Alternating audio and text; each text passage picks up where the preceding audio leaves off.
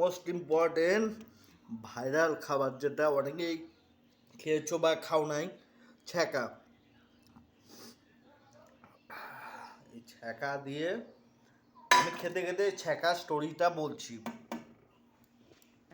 এই ছ্যাঁকা রেসিপিটা হচ্ছে, আমি খেতে খেতে বলছি।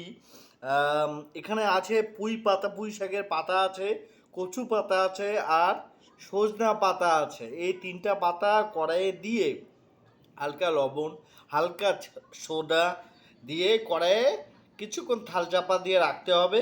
রাখার পরে জল বেরিয়ে আসবে, তারপরে হালকা একটু জল দিয়ে ডাল কাটা আছে সবার বাড়িতে, সেই ডাল কাটা দিয়ে একটু ঘেঁটে নিলেই এই ছ্যাঁকা কিন্তু রেডি।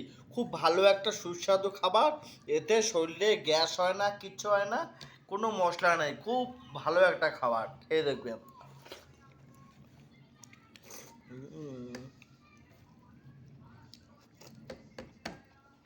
এর সাথে আলু ভাজা, আলু সেদ্ধ বা আলুর চপ খুব ভালো যায়।